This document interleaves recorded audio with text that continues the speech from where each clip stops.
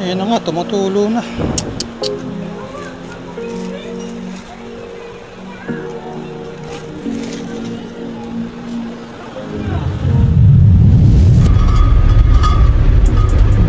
Dahan lang andar natin mga kasubay. Nagbabanggaan yung mga bote ng alak doon sa likod.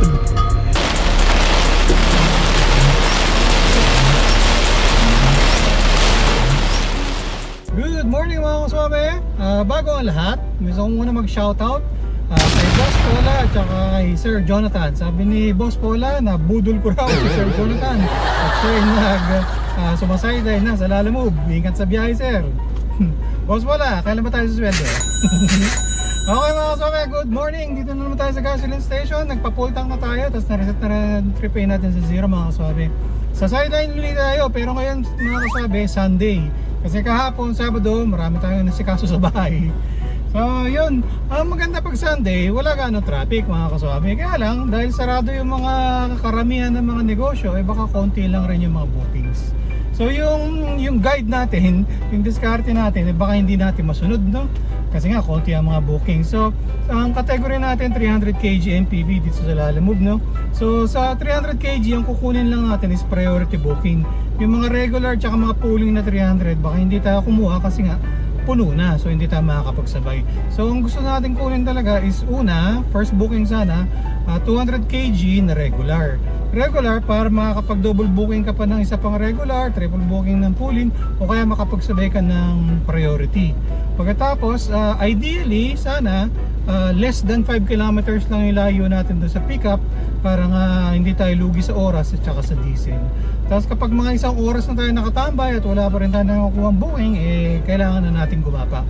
So yun yung mga diskarte natin, no? Kaya lang dahil nga linggo, baka hindi natin yung masunod kasi konti lang ang booking. Kaya ayan, no? Konti lang yung pumupot-pot-pot-pot. So ayan mga kasama, bang muna tayo ng booking, update ko kayo. May sinuwipe tayo Ito na, booking number 1, time check 7:53. Yung sinasabi ko nga na baka hindi natin masunod yung diskarte, ito na nga. Priority booking yung nakuha natin mga kasama, 200 kg lang. Mga 3 kilometers away raw sabi ni Waze. Pagkatapos ng pagdadalan sa may Pasig. So booking number 1, tawagan ko muna, update ko mamaya.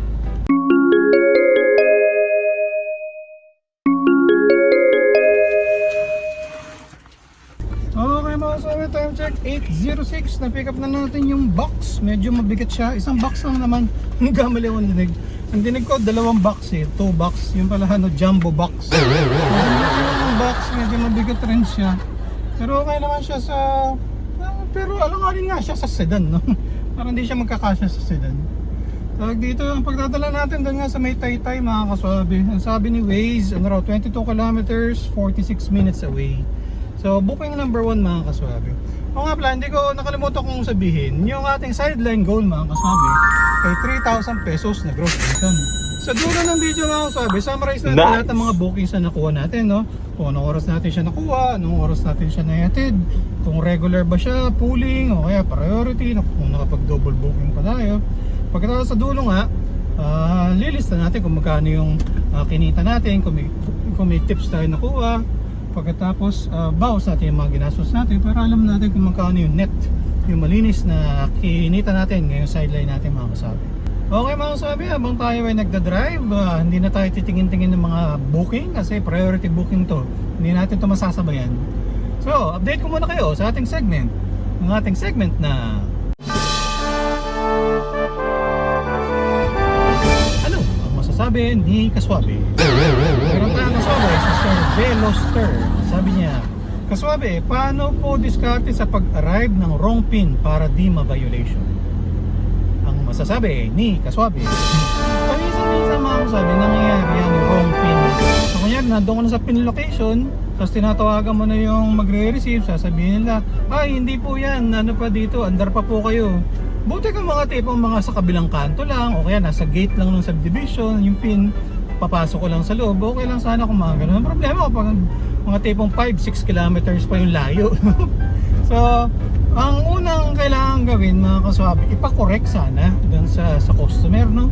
i-correct nila yung delivery address kasi yung babayaran nila sa atin is based doon sa pin location. Ngayon kung mas malayo pa yung pagde-deliveran, hindi malulugi tayo kasi nga yung babayaran nila is based lang doon sa pin location. Hindi doon sa pagde-deliveran na mas malayo, no? So kaya lang problema nga minsan ayaw i-correct nung nag-book. Okay na yan kuya, dalhin mo na lang, mga ganun. O kaya naman hindi sila ang nag-book yung pagdi-deliveran, so hindi na i-correct. So yun, una sana ganun, no, para maitama rin yung rate.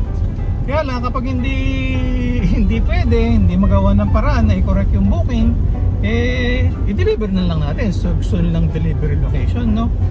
Kung mas malapit yung pin location, ang gagawin ko doon mga kasabi, pipicturean ko muna i-close ko muna yung booking. Punta ako doon sa may pin location. Kung ang pin location ang address ay building, picturean ko yung building. O kaya kung may block number, lot number ng bahay, pipicturean ko yung gate kung saan makikita yung address ng ano. So ako i-close yung booking. Pero syempre hindi ko pa na i-deliver yung items. Tapos noon, saka ako pupunta doon sa kung ano man lugar na gusto nila pag-deliveran ng item. So na-close ko na muna yung booking. Hindi tama. Kaya lang, problema nga kasi apektado yung rating natin. Ang mangyayari kasi doon, kunyari nandun ka na sa pin location, pagkatapos hindi raw doon, dadalhin mo sa ibang lugar. Kapag nandun ka na sa ibang lugar, para nga i-close yung booking, magkakaroon ng parang notification sila alam na parang are you sure you want to close the booking, move closer to the pin location, may mga parang ganun. So doon napaplag, doon ka mababawasan ang rating mga kaswabe. Pagkatapos mong may closing booking, kinabukasan, pag check mo na sa service quality mo, ayun na, bumaba na yung service quality mo, tapos may note na doon na inaccurate update ng mga booking, mga parang ganun. So yun mga kaswabe, una, pakorek sana natin yung booking para may tama rin nila yung rate. Pero kung hindi pumayag yung customer, punta ka muna doon sa pin location, i-close mo muna doon yung booking, picturean mo yung lugar, saka mo yung i-deliver. Or kung mauuna mas malapit sa yung delivery, sige, i-deliver mo muna, pero pupuntahan mo pa rin doon sa pin location. Tapos doon ka mag-close ng booking mga kaswabe. Ganun Yun, sana makatulong. Yan ang masasabi ni Kaswabe.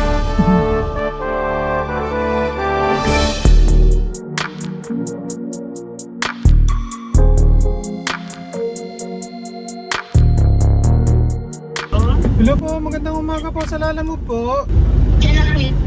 Medyo malapit na po, 5 minutes na lang raw po, sabi ni Waze. Sige lang po kuya, malapit lang naman kami. Sige po, doon po ako mismo sa hardware, maghihintay. Mag-umis lang ako ng konti kasi unahan pa ng konti. Sige, tapos po ako ma'am, pag malapit na po. Tapos ano ma'am, yung pabayad na lang ma'am, 512. Sige po. Salamat ma'am, bye. Okay, thank you. Okay mga kasabi, time check 8:56. Dito tayo sa may boundary yata ito ng Pasig at saka Taytay.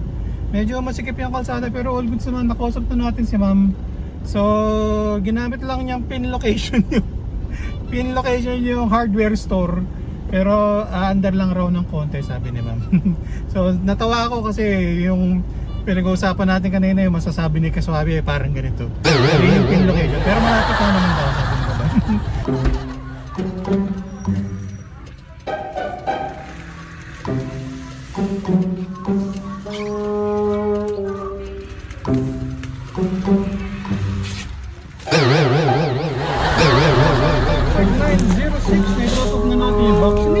Malayong. Halos katapat lang.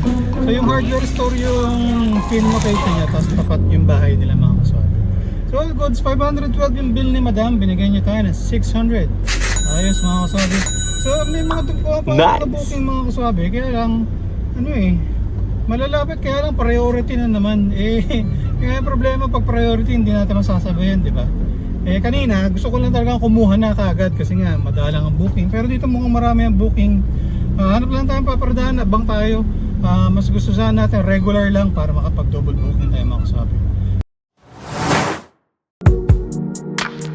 Okay mga kasabi, time check 9:15, minutes away tayo mga kasabi. Regular booking nyo siya 200 kg, 3.4 kilometers Pasig. ang pagdadalan sa may Holy Spirit mga kaswabe sa Quezon City. Okay mga kaswabe, time check 9:30. Medyo malapit na tayo dito sa pick up location. Nung tinitingnan ko yung booking, tatawagan ko ulit sana yung pick up kasi malapit na nga tayo. Kinancel yung booking mga kaswabe. So check natin bukas kasi kahit na yung customer na nag-cancel mga kaswabe, pagka yung ratings natin. So kapag nagkaganon, magre-request review tayo para hindi mabawasan yung ratings natin. Ayan na nga, tumutulo na.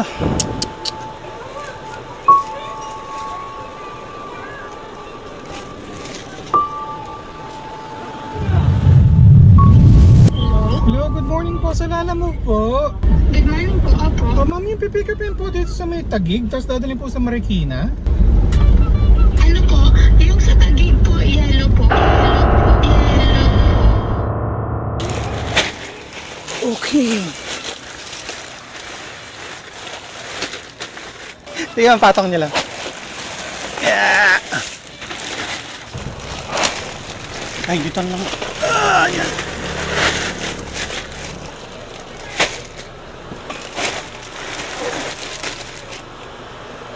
Ayan na nga, tumutulo na.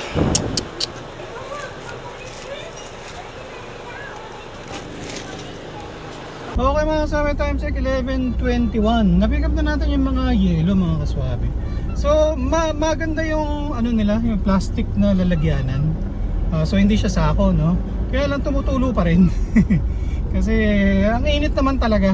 So yun, nilagyan natin, so inayos natin yung insulation foam natin. Pagtas nalagyan rin natin basahan sa ilalim kasi nga medyo nagtutulo na nung pagsakay pa lang. So 4 na bags na medyo malalaki, 30 kilograms raw isa. So 120 kilos na yun. Pagkatapos merong isang maliit na 10 kilos, so 130 kilos mga kaswabe.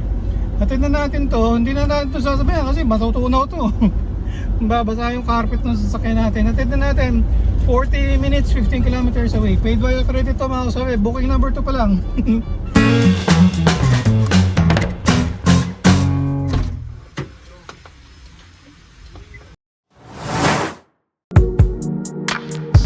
Okay mga kaswabe, time check 12:09. Na-drop off na natin yung mga yelo. So syempre expected naman na magtutulo siya, no? So mabuti na nga lang, inayos natin yung insulation foam natin, tapos pinipag natin, tapos binaliktad ko na lang. Binaliktad ko na lang para tayo naman yung ibabaw. So goods naman mga kaswabe. Bago tayo dumating mga kaswabe, may swipe tayo na isa. Manduluya, Marikina rin yung pickup, 1 kilometer lang mula dun sa drop off natin kanina. Tapos ang pagdadalan Fairview. Kaya ako siya sinwipe, regular siya kasi merong isang lumabas na rin, Marikina going to parang parang Holy Spirit yata kanina, pero priority. So inuna ko muna siyang isinwipe, no? Kaya lang nung nakuha ko na itong booking na to, Marikina to Fairview, nawala na yung isang priority na Marikina. Anyway, all goods. Okay mga kaswabe, kung interesado kayo mag-apply sa Lalamove, ito yung step-by-step guide kung paano mag-apply. Tapos paki-input na rin yung aking referral code. Baka naman! Okay mga kaswabe, time check 1:37. I-drop off na natin yung mga speakers at saka monitor. 307 lang yung bill ni sir, binigyan niya tayo na 320. So check tayo mga kaswabe. Okay mga kaswabe, time check 1:49. May na-swipe tayo. Nung na-swipe ko siya, mga 600 meters away lang siya mga kaswabe, dito sa Fairview. Okay mga kaswabe, time check 2:03. Na-pick up na natin. Bali 3 boxes siya. Isa na cake, tapos yung 2 boxes ng mga cupcakes mga kaswabe. So yung 2 boxes ng cupcakes nilagay natin sa gitna para hindi siya mag-slide. Tapos yung isang cake, medyo alangangin kasi hindi siya magkasya dun sa gitna. So ang ginawa namin ni sir, nilagay namin dun sa isang planggana ko. Pagtas tinaob ko yung isang planggana para hindi siya mag-slide. So atid natin to sa BGC mga kaswabe, 21 kilometers, 1 hour away. Pero dahan-dahan lang tayo kasi baka may isabay pa tayo para sulit naman yung bahay natin.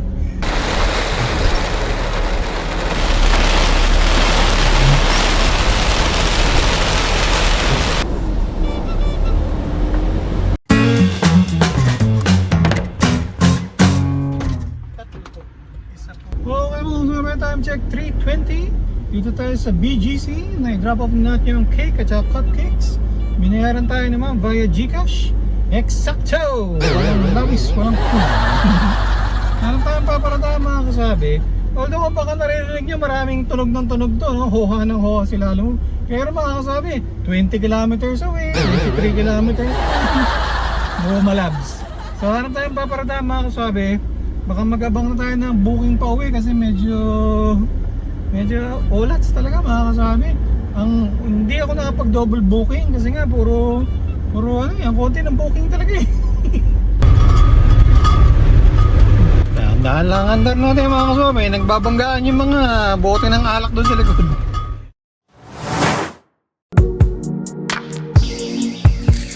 Sige po ako na naman. So na time check, 4:20 na pick up na natin yung mga items sa mga papel siya, parang mga flyers ata. Medyo mabigat din pero hindi naman lalagpas siguro ng 100 kilograms din mga kasabi. So 14 kilometers, 35 minutes away sabi ni Waze, pero harap tayo na mahihintuan mga kasabi. So try natin, baka may sabay pa tayo. Okay mga kasabi, time check 4:26. Nagbunga ang ating paghihintay. Minus-swipe tayo, 3.8 kilometers. Ba't lumayo? Kanina 2 kilometers lang. Makati, tapos ang pagdadala sa may Las Piñas mga kaswabe. Tapos nag-message na si sir, mga milk daw. Mukhang para sa coffee shop itong supplies para sa coffee shop mga kaswabe.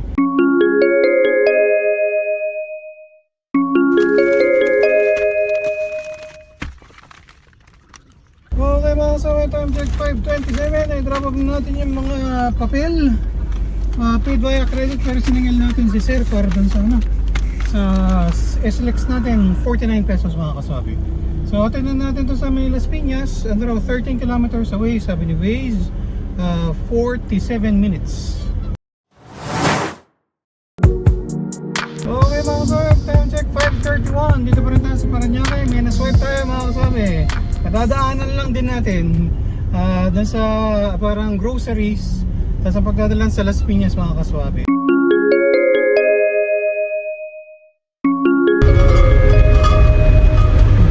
Dahan lang andar natin mga kaswabe, nagbabanggaan yung mga bote ng alak doon sa likod. Okay mga kaswabe. Naiilang talaga ako eh. Kasi yung isang box, kulang yung laman, para kulang ng dalawa. So yun, nagpuumpukan sila doon. Nag-aalang kasi baka minsan talaga may mga humps. Ayan. Yung mga humps tayo na o kaya lubak na hindi tayo nakikita, baka mamaya mapalakas yung umpugan nila, mabasag pa. So yung ginawa ko, yung box nga na kulang yung laman, hiniwalay ko yung mga bote. So pag samasamahin na lang natin mamaya kapag ibababa na mga kaswabe. So yan, hindi na gano'ng nagbabanggaan, medyo kampante naman ako. At ito natin itong isang booking natin mga kaswabe, lapit naman natin.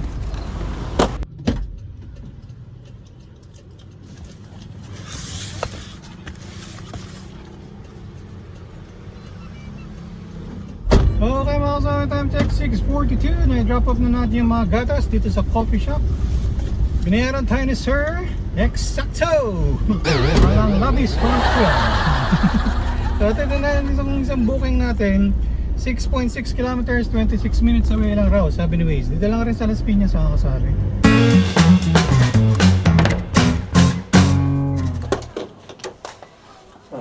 Okay mga kaswabe, time check 7:14. Na-drop off na natin yung mga alak. Paid by credit naman yung mga kaswabe, so all goods. Grabe, pagod ngayong araw nito, dami kong binuhat. Okay mga kaswabe, 137.3 kilometers tayo ngayong araw nito. Tapos full tank na ulit tayo, full tank tayo ng umaga, tapos ngayong gabi pa full tank ulit. Yung pakarga natin ngayong gabi, yan yung eksakto. Nagastos tayo sa diesel para sideline natin ngayong araw na to.